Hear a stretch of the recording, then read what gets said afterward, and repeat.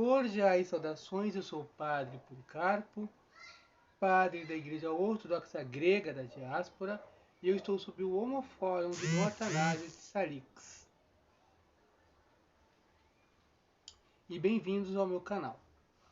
Eu vou fazer um react de 2 comentários. Tem muitos outros, né, mas o outro cidadão franco-latino apagou. Para quem não sabe o que é um franco-latino, franco-latinos são essas pessoas que se autodenominam, enchem a boca para falar que são católicas, apostólicas, romanas. Nem são católicas, nem romanas. Apostólicas, provavelmente porque ainda conservam o episcopado, né, o episcopado verdadeiro.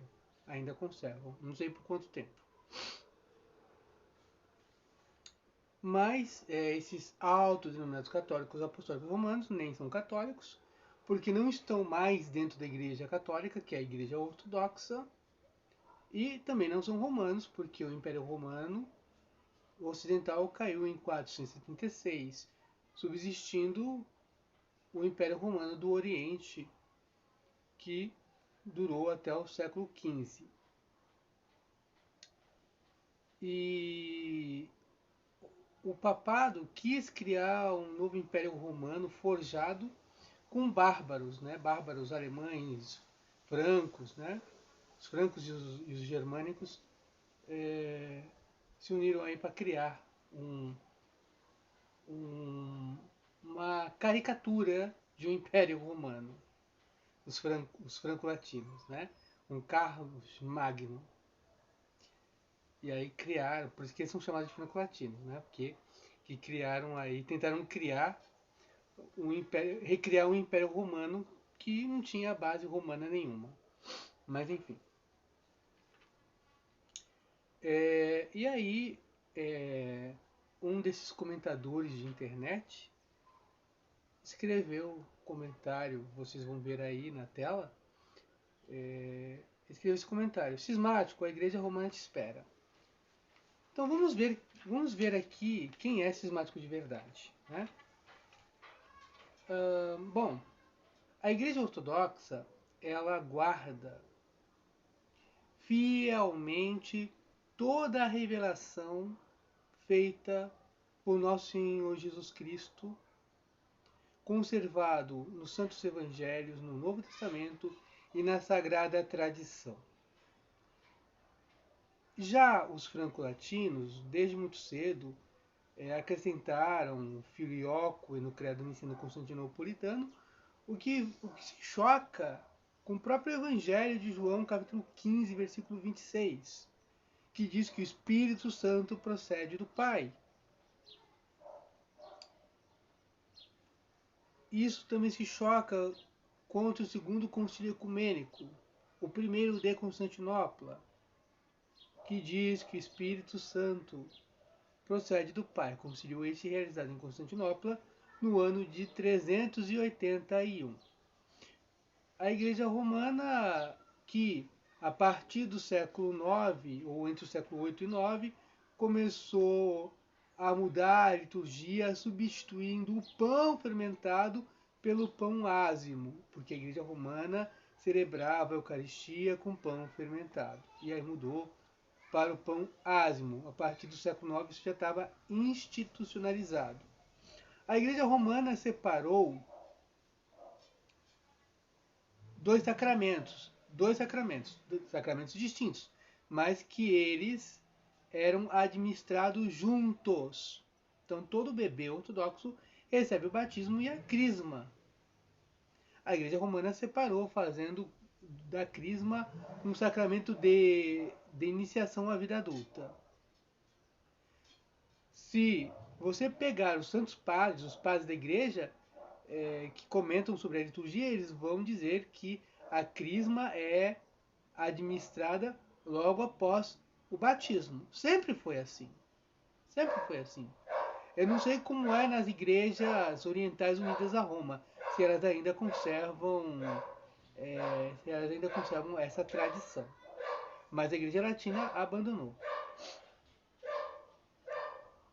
Bom, a Igreja Romana, ela fazia ícones também. Se você vai nas antigas igrejas da Itália, as igrejas com mais de 1000 anos, você vai ver pinturas bizantinas nas igrejas. Então, quem é que mudou? Quem é que alterou as tradições? Quem realmente separou da igreja? Aquela igreja que não mudou nada, que conserva toda a doutrina ortodoxa, que conserva integralmente a revelação de nosso Senhor Jesus Cristo? Ou aquela igreja que começou a mudar? Ah, ícone não tá bom, vamos adotar agora a imagem esculpida. Ah, pão fermentado, a gente não gosta, vamos adotar o pão ázimo. Vai ficar mais bonito aí, talvez atrás de Deus, não sei. Enfim. Ah, vamos colocar lá que o Espírito Santo procede do Pai e do Filho, porque o Filho não pode estar em menor situação que o Pai. Né? Então, se procede do Pai, tem que proceder do Filho também. Então, porque senão vão entender que o Pai é maior e tal. E aí começou, né? Começou toda o show de blasfêmias e de estupidez dos teólogos romanos. E aí a Igreja Romana alterou o credo, alterou a liturgia, alterou verdade de fé, criou o purgatório, porque mesmo nos missais romanos, os chamados missais tridentinos, se você pega a missa dos defuntos, está lá, há orações pedindo para que as almas se libertem do Tártaro, do inferno. Ué, se na teologia romana o juízo particular, que é depois da morte, a alma já está no inferno e ela está no inferno para sempre. Então, por que os missais romanos conservam essas orações de liberar as almas do inferno? Por quê? Então, essas orações depõem contra a própria Igreja Romana e o seu purgatório, que é uma coisa inventada, como eles não podiam aceitar que o inferno é provisório até o juízo final, que é o segundo juízo, e o definitivo. Aí, como não podiam aceitar essa doutrina, então os franco-latinos criaram o purgatório. E por aí vai.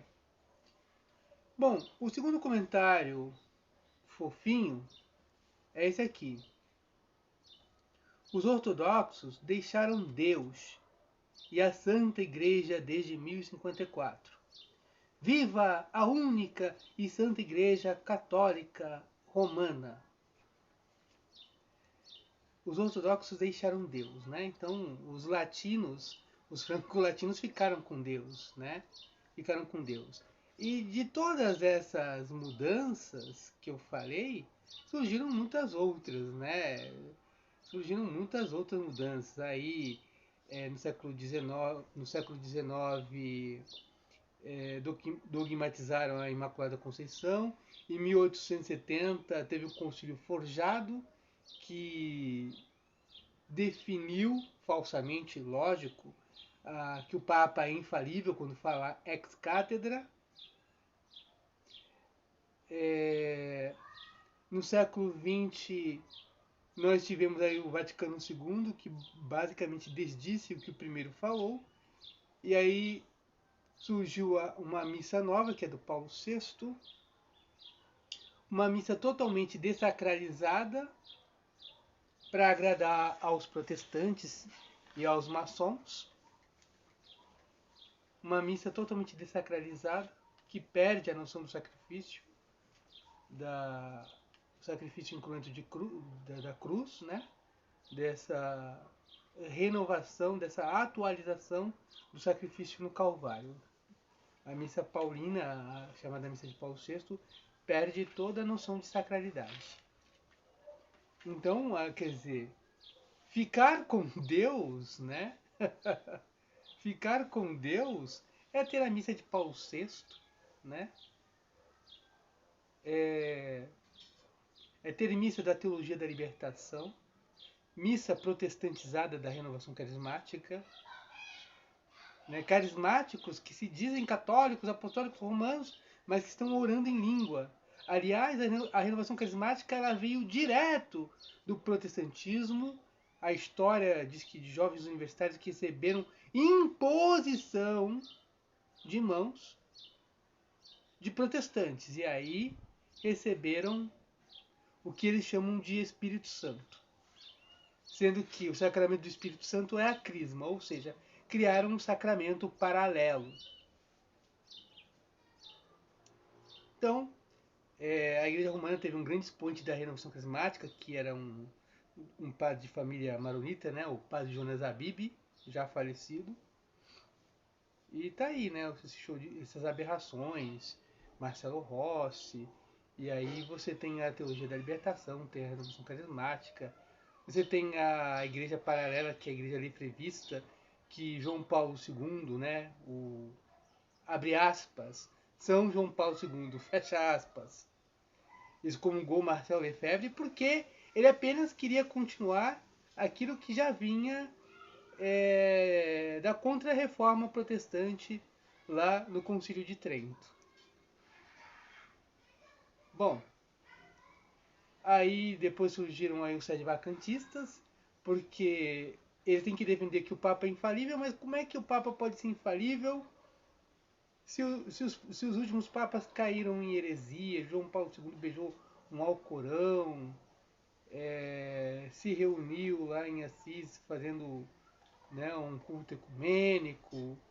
O Papa Francisco agora aí aprovou a bênção a casais gays. Então tá aí, né? Quer dizer, é isso que é estar com Deus? Não, não é isso que é estar com Deus. Como assim? Volte para a igreja romana? Deixaram Deus? Não. As maiores provas dessas aberrações, dessas mudanças, mostra que quem se afastou da igreja foram os franco-latinos, que se autodenominam católicos romanos. Foram eles que se separaram da igreja. São eles que realmente não têm a unidade com a igreja e se afastaram de Deus, criando novas doutrinas, mudando liturgia e escandalizando seu próprio povo. Bom, vou ficando por aqui. Se vocês gostaram do vídeo, deixe um like. Se é a primeira vez que você apareceu aqui, seja bem-vindo, seja bem-vinda. Se inscreva no canal, comenta aí no vídeo o que você achou. Seja respeitoso, seja respeitosa e compartilha este vídeo nas suas redes sociais. E que Deus abençoe todos vocês. Em nome do Pai, do Filho e do Espírito Santo, agora e sempre pelos séculos dos séculos. Amém.